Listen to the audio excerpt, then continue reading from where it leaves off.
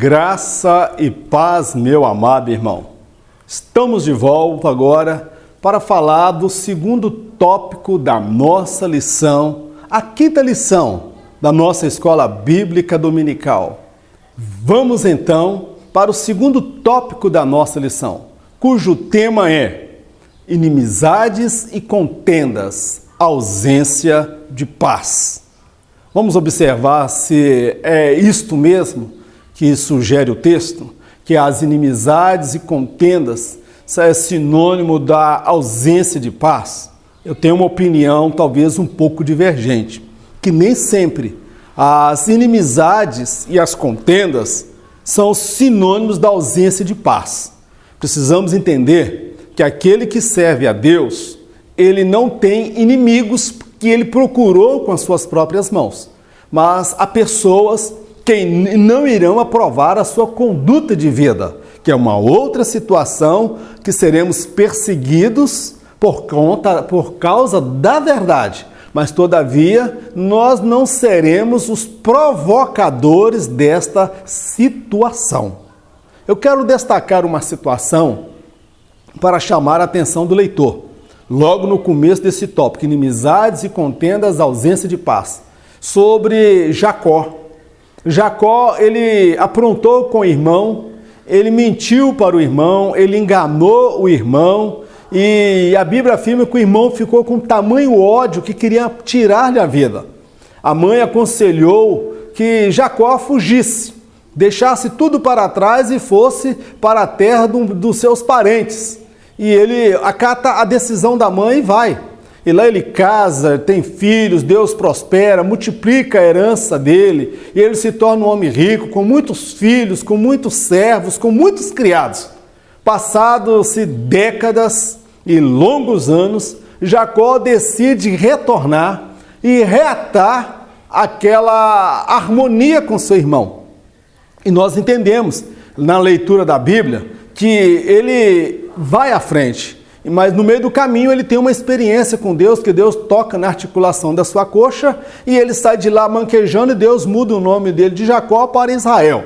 Mas prosseguindo adiante, dentro do texto, nós observamos que quando ele encontra com Esaú, ele estava temeroso, se aquela inimizade ainda estava reinando no coração de Esaú, se ele intentava fazer algum mal, mas ele precisava resolver aquela situação. Ele não podia viver com aquele peso na consciência. Ele decide, então, encontrar-se com o irmão. E quando os dois se encontram, o irmão vem correndo na direção dele. Eu fico imaginando ele pedindo a Deus: Deus, tem misericórdia, me dá um livramento. O irmão vai e pula no pescoço dele. De repente era aquela gravata para matar.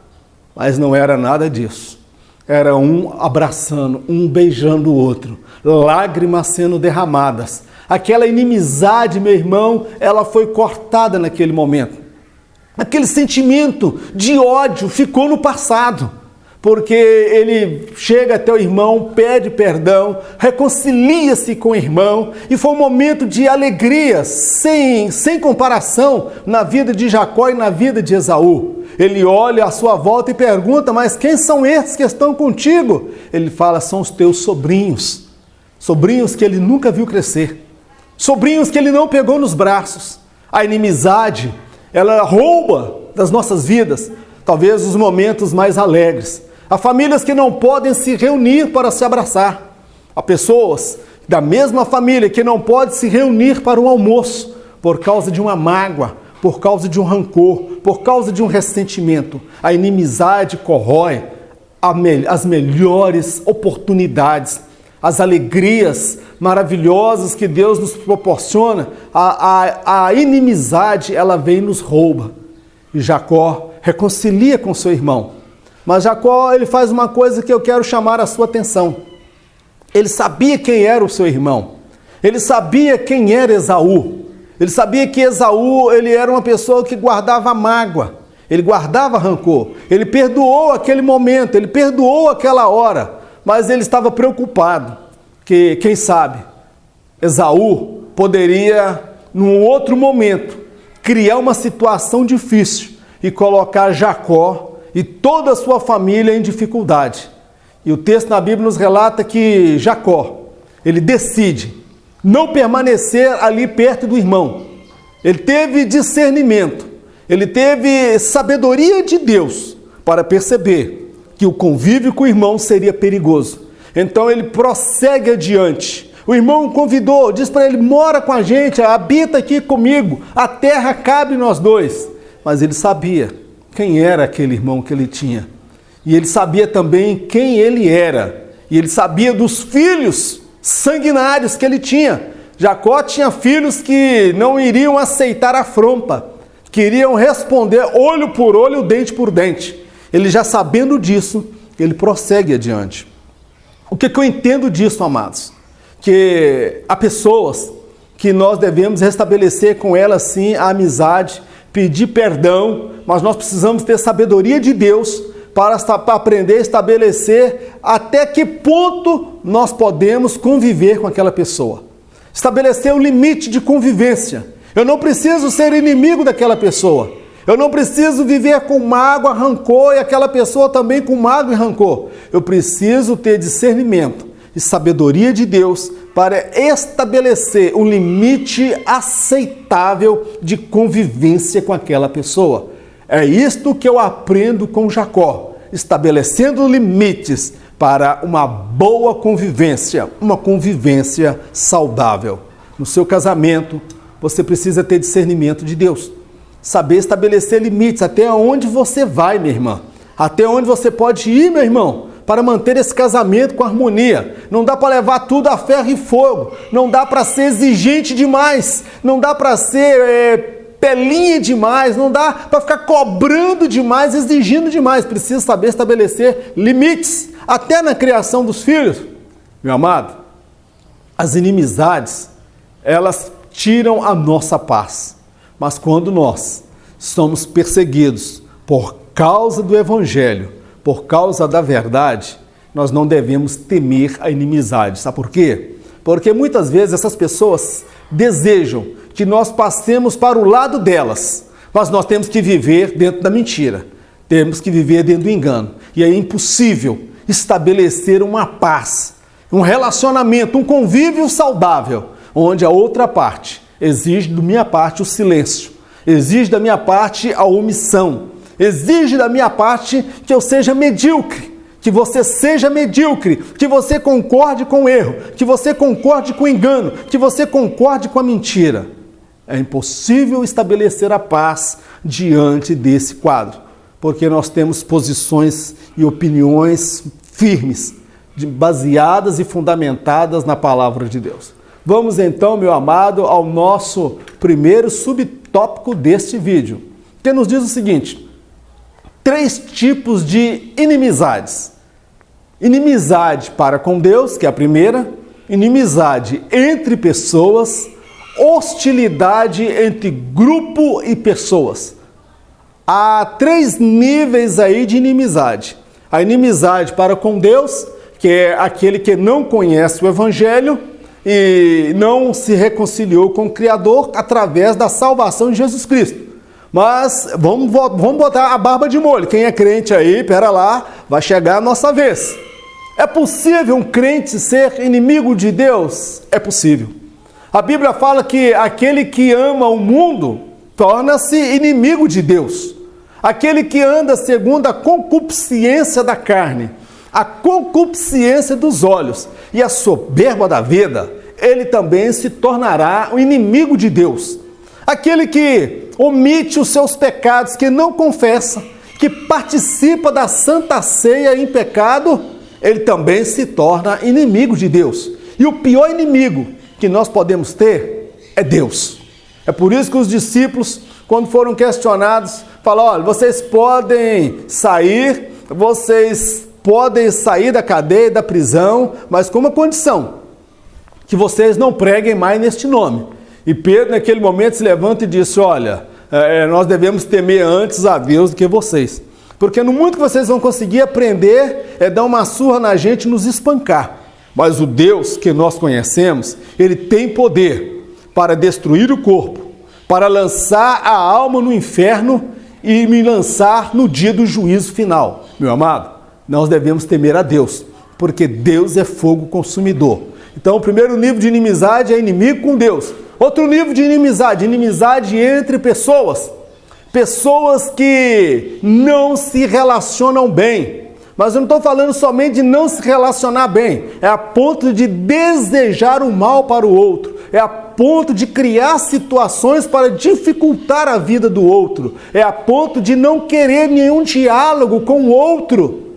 Meus amados, há muitas pessoas na casa do Senhor que têm esse sentimento de inimizade. Muitas vezes por vaidade.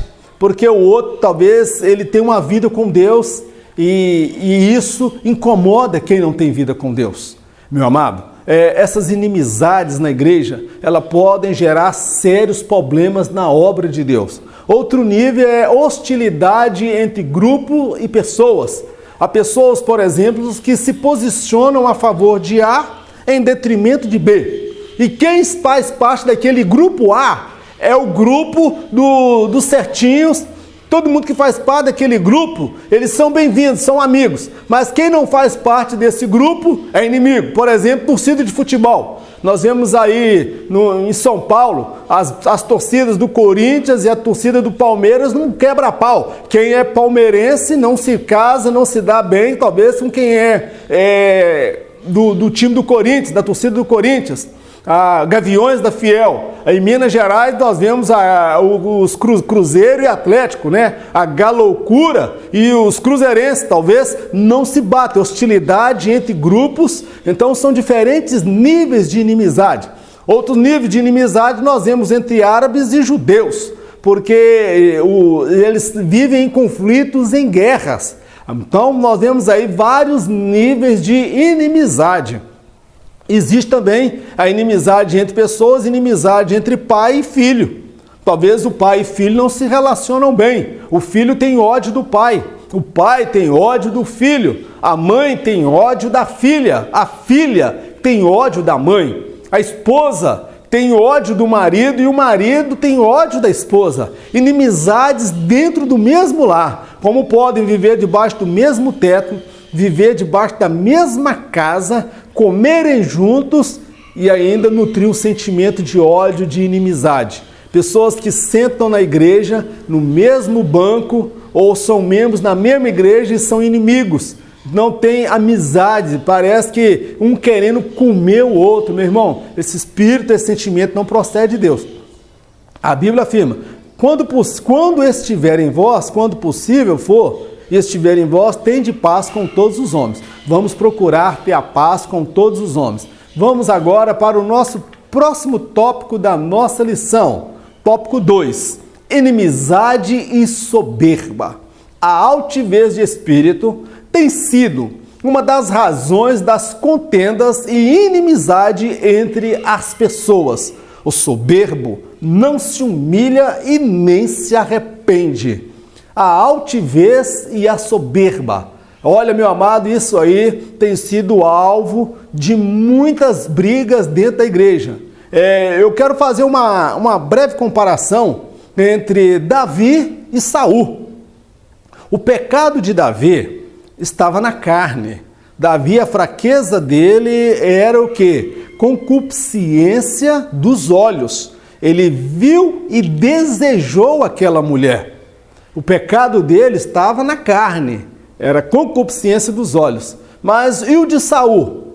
O pecado de Saul, amados, era o pior de todos, era soberba. Era a soberba da vida, era o orgulho, era a altivez. Ele não aceitou o perdão de Deus, ele não aceitou que Deus colocasse outra pessoa, ele não se humilhou diante de Deus, mesmo tendo sido rejeitado por Deus, não quanto à salvação. Ele foi rejeitado por Deus para ser rei em Israel. Deus levantou um outro homem, que era Davi, homem segundo o seu coração.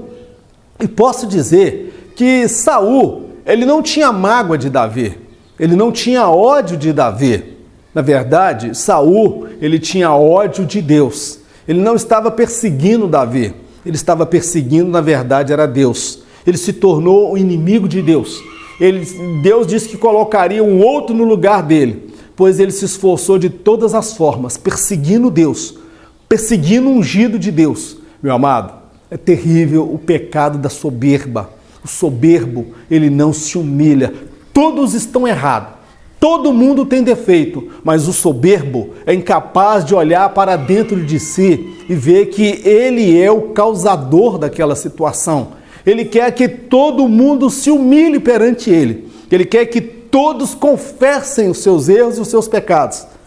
Quem está à frente da obra de Deus, na qualidade de pastor, ou então pastor presidente, precisa ter muito temor de Deus.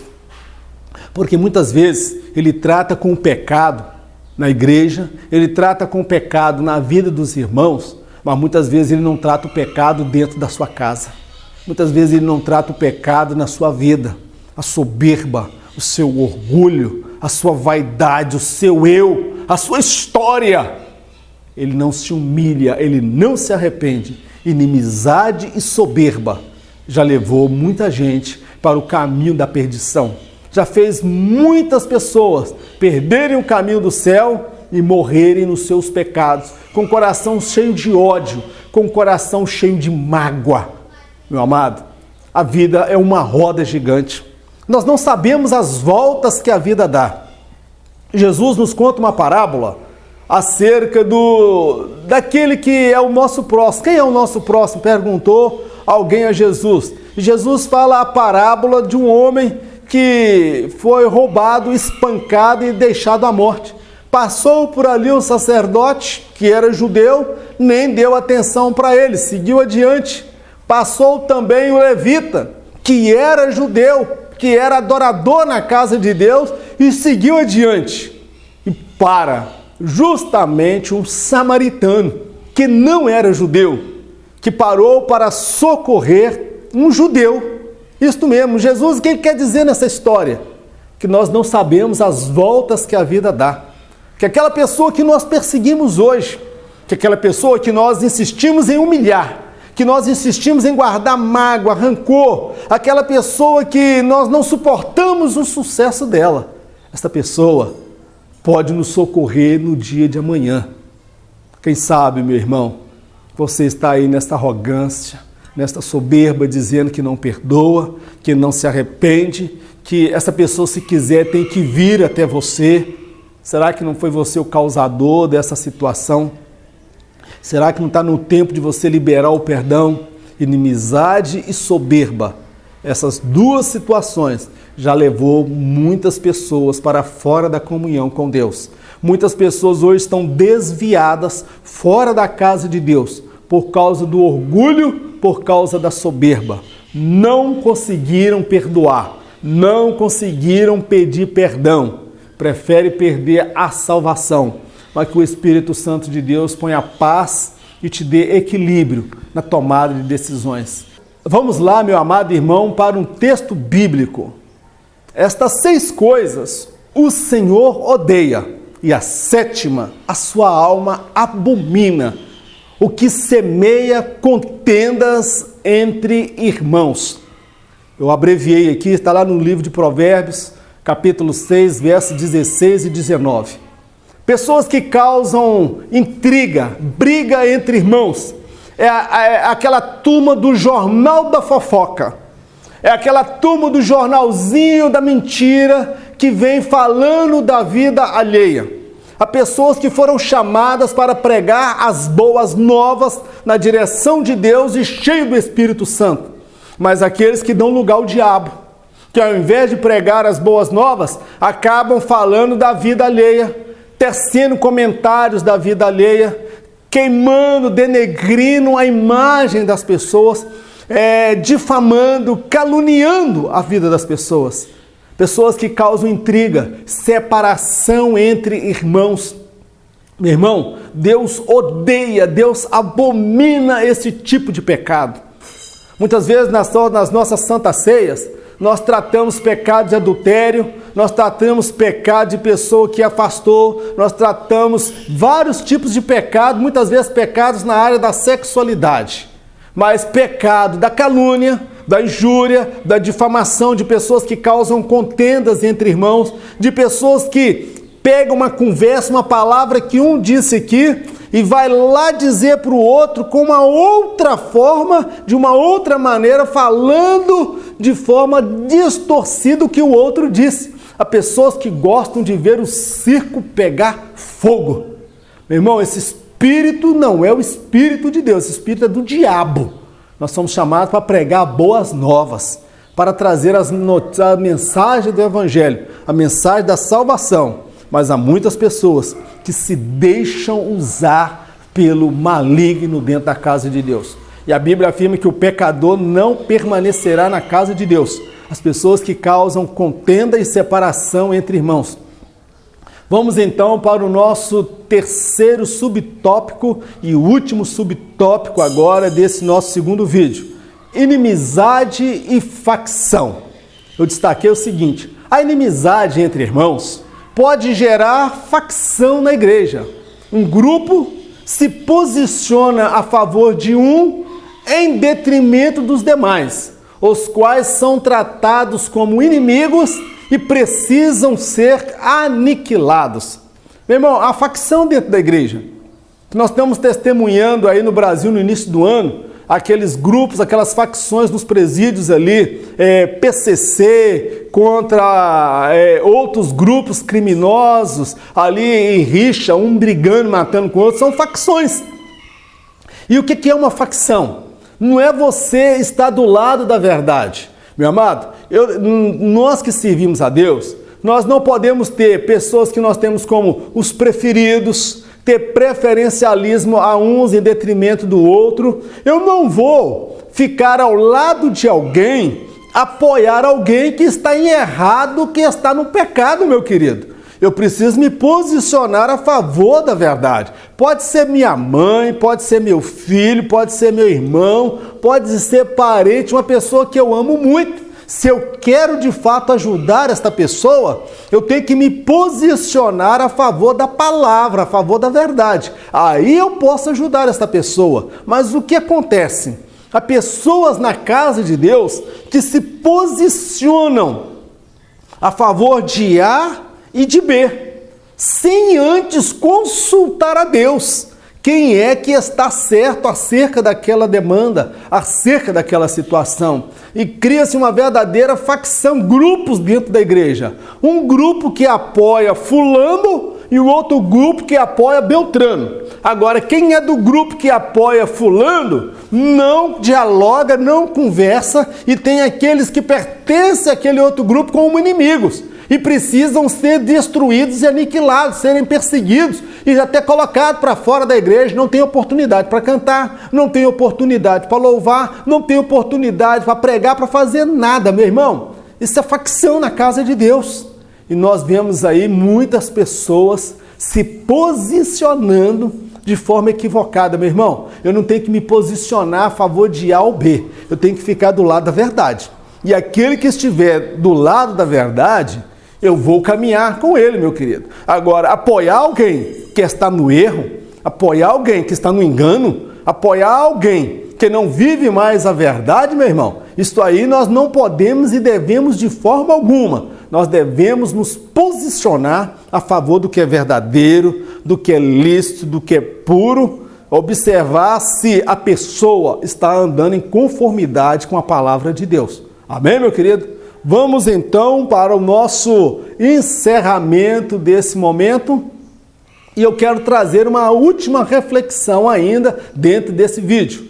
A verdadeira paz não pode ser construída sobre os alicerces da mentira, do engano e da omissão. Meu irmão, nós não podemos construir uma paz em cima da mentira, em cima do engano e da omissão. Nenhuma paz verdadeira, ela é alicerçada em cima da mentira, do engano e da omissão.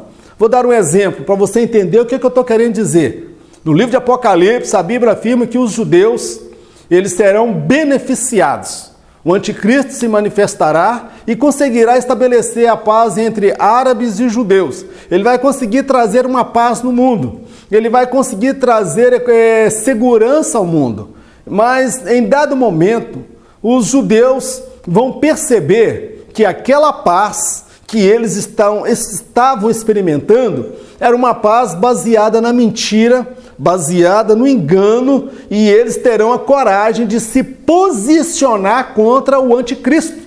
Eles poderiam ficar calados, mas o problema é que a mentira e o engano, elas cobram um preço muito alto. O meu silêncio, a minha omissão, que eu fique calado. Meu irmão, não existe paz diante da mentira. Não pode haver uma paz, meu irmão, estruturada, alicerçada sobre a mentira. Nós temos que nos posicionar a favor da verdade. E há muitos que preferem viver na mentira, viver no engano, porque estão sendo beneficiados, estão sendo favorecidos até financeiramente. Pessoas que entram para o ministério não é porque tem chamada de Deus, não. Porque é da cozinha do presidente, é da cozinha do pastor, é ligado ali àquelas pessoas que estão no poder. Mas ele tem que calar a boca diante do erro, ele tem que calar a boca diante daquilo que Deus reprova, porque senão ele vai perder a boquinha, senão ele vai perder o salário, ele vai perder o sustento, senão ele vai perder a vantagem, meu irmão. Nenhuma paz verdadeira é alicerçada sobre a mentira. Lá no livro de Apocalipse nós vamos ver, os judeus irão se posicionar contra o anticristo. E ele vai vir com toda a fúria para matar e destruir Israel. E em dado momento ele vai lograr êxito. Meu irmão, Estevão morreu porque ele pregava a verdade e ensinava a verdade. É melhor morrer como João Batista, ter a cabeça decapitada, do que viver na mentira, viver no engano, numa falsa paz que não procede de Deus. Estamos encerrando aqui o nosso segundo vídeo. Que Deus abençoe a sua vida. Eu aguardo você para o nosso terceiro vídeo. Olha eu fazendo confusão. E você tem aí a oportunidade de assistir o primeiro vídeo e o terceiro vídeo. É só clicar que você vai ter acesso ao primeiro tópico e ao terceiro tópico. Meu irmão, não vá embora. Eu conto com você para no próximo vídeo. Eu gostaria que você deixasse aí o seu comentário, que você orasse e intercedesse por esse trabalho. Amém, meu querido? Deus abençoe a sua vida poderosamente. Voltamos dentro de alguns instantes. Deus o abençoe no nome de Jesus.